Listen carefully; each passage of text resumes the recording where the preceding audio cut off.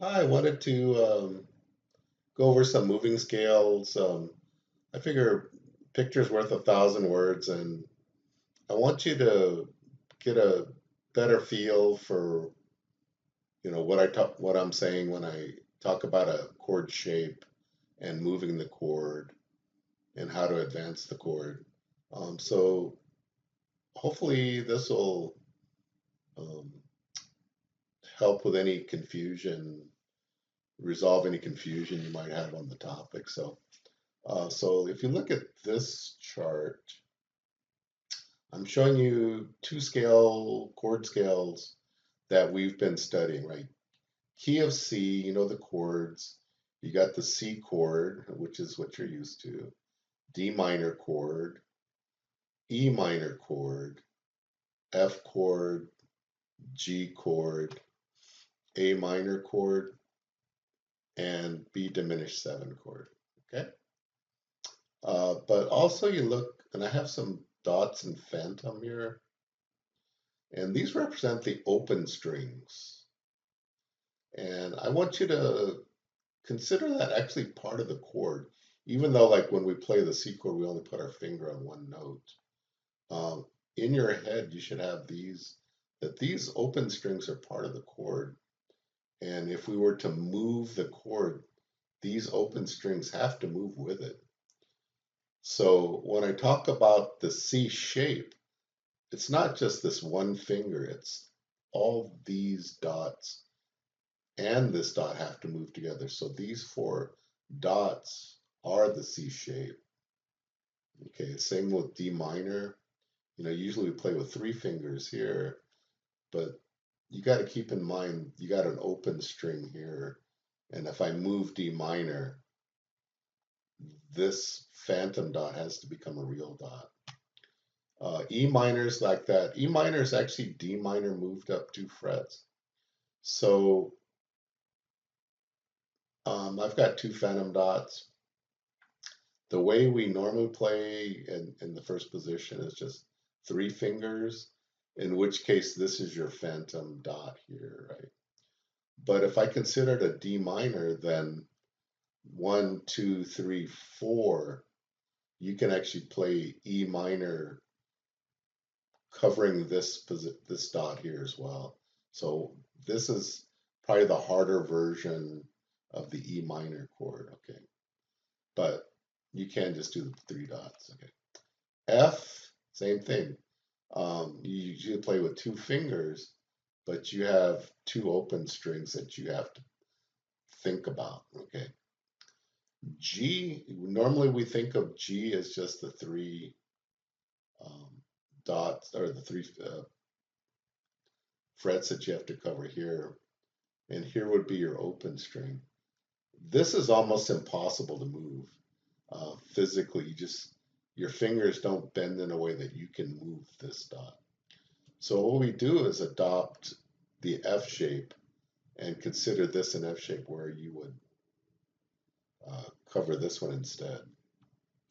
Here's your A minor, so you got three phantom dots and then A minor. And then diminished always has four fingers, so um, that one's easy. Here's your key of A shape, so you got A, B minor, C sharp minor, D, and here's your open string, right? E, which if you look at it is really just D moved down. If I move this down here, then these move down here. F sharp minor, which is an upside down V shape. And then here's your open string, right? And just coincidentally, the diminished chord looks exactly the same for both. So these are the ones at your standard position. Nothing new, hopefully no new information for you there. But what I want to do is, we went through the exercise of taking the scale of A and moving it 3 frets to become the C scale. And I want to do that like in detail. I want to have an absolute no doubt whatsoever how this works, okay? So what you see on this top row is the A scale. You got A, B minor, C sharp minor, D, E, F sharp minor, and then G sharp diminished, okay? And then what I'm going to do is just step by step, you move it 1 fret, 2 fret, 3 fret. By the time we get to 3 fret, we're in the C scale, okay? But I want you to look at the shape. Here's the A shape. I'm going to do it one by one. A shape is the 2 open plus the 2 that you actually normally play, right? But when I move it down 1, I have to put a finger here to move the open notes, right? And when I see this, to me, this is what I'm calling the A shape. You know, it's A shape in Phantom here, but it's the real A shape is here, right? And this A becomes an A sharp if I move it 1 fret. I'm going to move it a 2nd fret, and you see it's the exact same shape, but I'm on the 2nd fret now. This became B, and then if I move it to the 3rd fret, the same shape, now it's a C. So the shape has not changed, other than the fact you have to use different fingers to cover the moving open notes, right? So when I say capo, it's this yellow line, but capo is really just move the open dots. So I'll say capo 1 here, capo 2 here, capo 3 here, but I'm really just moving these open dots. So, and just to be clear, these go in the exact order that we practice when we move up and down the A string. It's A sharp, B, C. If I moved another, it'd be C sharp and then D, right? That's the pattern. That's why we drilled that so many times, okay? Okay, now we go to the B minor shape. So the B minor, that's how we learned it. That's just plain vanilla B minor. If I move it 1 fret, I'm moving this whole shape down 1 fret. So there used to be like a space here, now there's 2 frets here, right? So I'm moving the shape relative to where it was. And so if I move it a 2nd fret, it moves, you know, this goes from the 2nd fret to the 3rd fret to the 4th fret. It'll eventually get to the 5th fret here because I'm moving the whole shape an extra fret. So I'm adding a fret, then I'm adding another fret, then I'm adding another fret. And you see the shape doesn't change, it just moves down. And chromatically, what it's doing is B minor goes to C minor, goes to C sharp minor, goes to D minor, just like we do when we go up and down the A string. Okay. C sharp minor looks exactly, it's the same shape as B minor. Okay. And it's going to do the same thing. So C sharp minor, I move it 1 fret down, it becomes D minor. I move it another fret, it becomes D sharp minor. I move it down again, it's E minor. Okay, D. So here's D, you're used to D, but you got the open fret to deal with, right?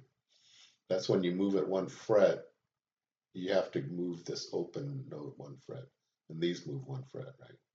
Then this shape is now what I call the D shape. So now I go to the 2nd fret, and then I move it to the 3rd fret. This whole shape just goes all as one piece. If you look at E, E is just D. It's the same shape, but it's moved 2 frets. So you start 2 frets off, and then you move it another to a 1 more fret, 1 more fret, and then 1 more fret.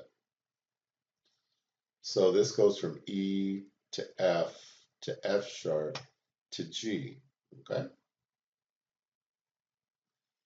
Here's your F sharp minor shape, but you got the open fret, right? So if I move this down 1, I got to put a finger here and then make the upside down V shape over here. Okay, then I move it 2nd fret, I move it to the 3rd fret. This becomes your A minor. So it goes from F sharp minor to G minor, to G sharp minor, to A minor. And then the diminished chord G doesn't, it just literally shifts down, 1, 2, 3 frets, and the shape stays the same again, of course.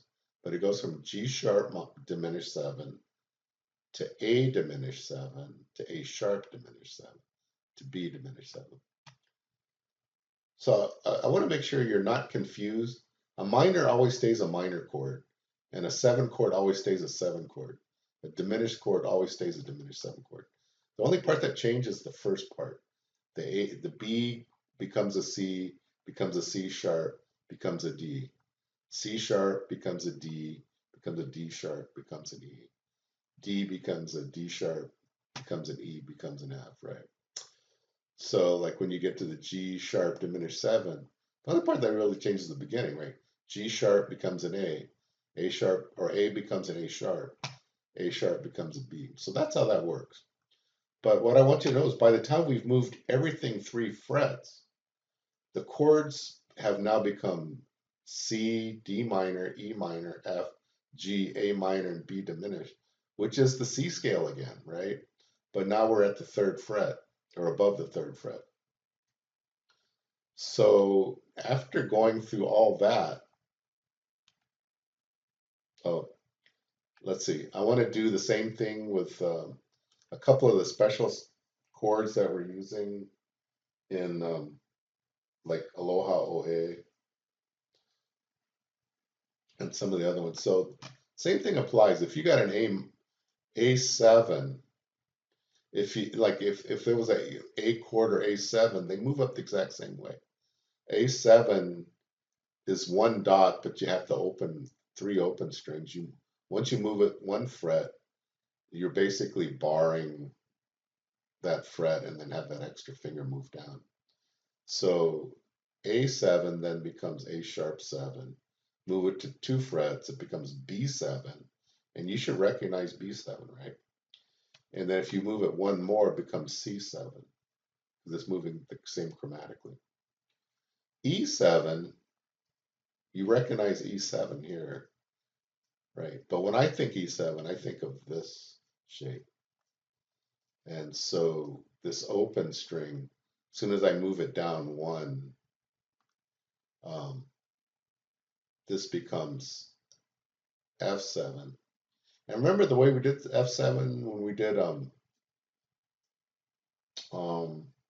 raindrops keep falling on your head? The way you build this shape is by creating an F shape first. Create the F shape. This gets you oriented. Then you drop 1 finger, then you drop 2 finger. That's how you create this shape. Once you got this shape, you just slide it down again. Right? So it goes from E7 to F sharp 7, G7. Okay. So in summary, here's your new C scale. This is your C scale, your original C scale, right? C, D minor, E minor, F, G, A minor, and B diminished 7. And when we play what we call zone 2 now, these used to be the A shapes, right? What used to be A, B minor, C sharp minor, D, E, F sharp minor, and G sharp diminished 7. These are actually C's now, right? So this is truly a C chord. This is a D minor chord now. This is an E minor chord. This is an F chord. This is a G chord. This is an A minor chord, and this is a B diminished 7 chord. And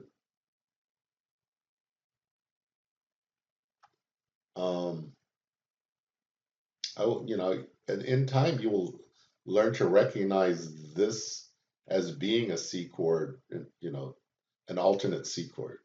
And in time you'll ultimately see this as an alternate D minor chord. But you just have to drill them now, okay? I hope that helps and didn't confuse you more. But anyway, I'll send this out to you. And if you have any questions, let's talk about it next week.